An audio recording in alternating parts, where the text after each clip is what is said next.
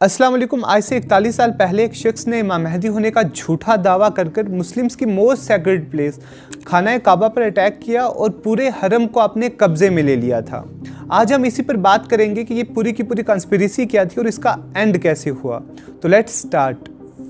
ये बात 20 नवंबर 1979 की है। सुबह 5 बजे का वक्त था। हज़ारों लोग खाना काबा के हरम में फजर की नमाज अदा कर रहे थे। जैसे ही फजर की नमाज ख़त्म होती है, एक शख्स कुछ गनमैन के साथ आगे बढ़ता है, इमाम को धक्का देता है जो प्रेयर लीड कर रहे थे, और जो माइक है वो अपने कब्ज़े में ले लेता है और ये अनाउंस करता है कि ये हरम अब उसके कब्ज़े में है। कोई शख्स अंदर से बाहर नहीं जा सकता और ना कोई बाहर से अंदर आ सकता है, और जितने भी इंट्रेंसेस थे उनको क्लोज़ कर दिया जाता है और वहाँ पर गनमैन खड़े हो जाते हैं।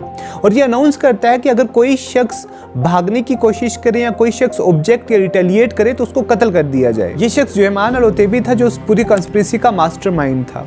अब इसके बाद एक और शख्स आता है और पूरी दुनिया में हो रही करप्शन की बात करता है, सऊदी गवर्नमेंट में जो करप्शन है उसकी बात करता है, और ये अनाउंस करता है कि ये वक्त आ गया जब इमाम मेहदी आकर इस पूरी करप्शन को ख़त्म करें। अगर आप में से कोई शख्स ये नहीं जानता है कि इमाम मेहदी क्या है या कौन है, तो इस्लामिक लिटरेचर या हदीस में प्रॉफिट मोहम्मद सल्लल्लाहु अलैहि वसल्लम की ये प्रोफेसी है कि जब दुनिया में जुल्म बढ़ जाएगा, इमाम मेहदी आएंगे और and he will lead this world towards justice. Speaker लोगों में मौजूद एक शख्स की तरफ इशारा करके ये बोलता है कि मेहदी हम सब में मौजूद हैं और ये है मेहदी, जिसका नाम मोहम्मद बिन अब्दुल्ला अल कहतानी था, और ये शख्स जुहैमान अल-उतैबी का ब्रदर इन लॉ भी था। सबसे पहले जुहैमान इसकी बैयत करता है और फिर एक एक कर जितने भी उनके लोग थे वो सब बैयत करते हैं। जो पब्लिक थी वो कंफ्यूज थी, और उसकी एक वजह ये भी थी कि जितने भी लोग थे उसमें से अक्सर लोग जो है वो फॉरेनर्स थे, उनको अरेबिक नहीं आती थी, इसलिए उनको समझ नहीं आ रही थी कि ये हो क्या रहा है। जो लोग बाहर मौजूद थे उनको लग रहा था कि अंदर कुछ कंस्ट्रक्शन का काम चल रहा है, इसलिए उनको अंदर जाने की परमिशन नहीं है। सऊदी फोर्सेस को ये सिचुएशन सिर्फ पता करने में 7 से 8 घंटे लग गए। उसकी वजह ये है कि सऊदी फोर्सेस पहली मरतबा इस तरह की सिचुएशन को टैकल कर रही थी। यही वजह थी कि अंदर जुहैमान को बहुत सा वक्त मिल गया था अपने प्लान को फर्दर कॉन्स्टिट्यूट करने के लिए, और उसने जितने भी उसके जो एक्सपर्ट स्नाइपर्स थे वो टावर्स पर प्लेस कर दिए जो बाहर से आते किसी भी शख्स को बहुत आसानी से निशाना बना सकते थे। अब सवाल ये पैदा होता है कि इतने हाई सिक्योरिटी जोन में ये लोग वेपन्स लेकर कैसे एंटर हुए। तो इसका आंसर ये है कि हर नमाज के बाद कॉफिन्स में डेड बॉडीज़ लाई जाती हैं ताकि उनका नमाज जनाजा अदा किया जा सके। इन्होंने क्या किया कि कॉफिन्स में बॉडीज़ की बजाय वेपन्स रखे और वो वेपन्स कई दिनों तक कलेक्ट करते रहे, और जब ज़रूरत पड़ी तो इन्होंने इस्तेमाल कर लिए।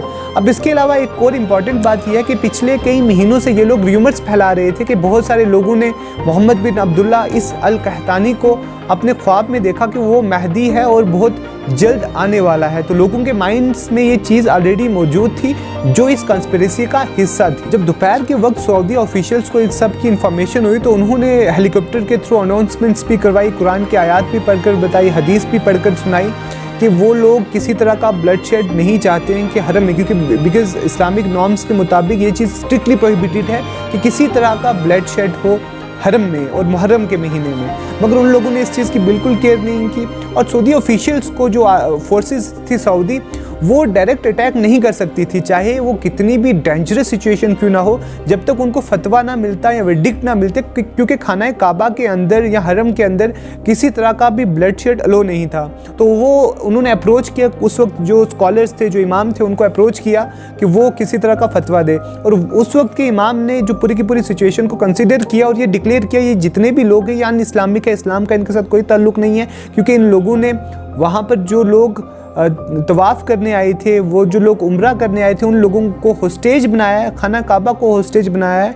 कोई भी मोमिन, कोई भी ट्रू मुस्लिम ये काम नहीं कर सकता, और मुहर्रम के महीने में और हरम के साथ ये काम बिल्कुल नहीं किया जा सकता। तो उस वक्त उनको फतवा मिल गया कि वो ऑपरेशन लेड करें और जितनी भी फोर्स वो इस्तेमाल करना चाहें वो इस्तेमाल कर सकते हैं। तो फिर शाम के वक्त जाकर कहीं सऊदी फोर्सेस ने वो ऑपरेशन शुरू किया और 2-3 दिन लग गए पूरे के पूरे सिचुएशन तक रीच करने में, और 6th डे पे जाकर कोर्टयार्ड का जो कब्ज़ा था, जो कोर्टयार्ड का कंट्रोल था, वो सऊदी फोर्सेस ने फिर से जाकर गेन किया।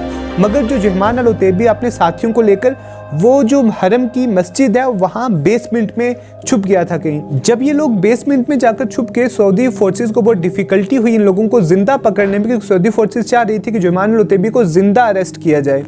मगर ये चीज़ इतनी आसान नहीं थी। फिर सऊदी फोर्सेस ने फ्रांस को कांटेक्ट किया। फ्रेंच की टेक्नोलॉजी की हेल्प से उन्होंने कुछ ऐसी टेक्निक्स का इस्तेमाल किया जिसके थ्रू वो इन लोगों को पकड़ने में कामयाब हुए। पहले तो इन्होंने गैस का इस्तेमाल किया, मगर जो बेसमेंट में ये जो ट्रांसग्रेसर्स छुपे हुए थे इनको कहीं ना कहीं से ऑक्सीजन मिल रहा था। फिर लास्ट में पानी डाला गया। पानी जब भर गया वहाँ पर, और फिर करंट डाला गया, जिसकी वजह से काफ़ी लोगों की मौत भी हो गई, मगर बहुत से लोग जिंदा भी पकड़ लिए गए, जिसमें सबका मास्टरमाइंड जुमान अल-उतैबी भी मौजूद था। बाद में ये चीज़ भी पता चली थी कि जो मोहम्मद बिन अब्दुल्ला अल-कहतानी यानी कि सो कॉल्ड मेहदी था, वो पहले 5 दिन में ही मारा गया था, और उसकी मौत ने सारे कन्फ्यूजन्स ही दूर कर दिए थे। क्योंकि अगर वो मेहदी होता तो फिर वो मारा ना जाता, बिकॉज प्रोफेसी ये कहती है कि Mehdi will lead this world towards justice. और फिर इस इंसिडेंट के 1 महीने के बाद जुमान अल-उतैबी और उसके साथ जो भी साथी पकड़ाए गए थे उन सबको सऊदी अरेबिया के अलग अलग शहरों में बिहेड कर दिया गया, और इस तरीके से इस पूरी की पूरी कंस्पिरेसी को एंड किया गया। एक मरतबा फिर हरम में हालात को नॉर्मल किया गया। Thank you so much for your time.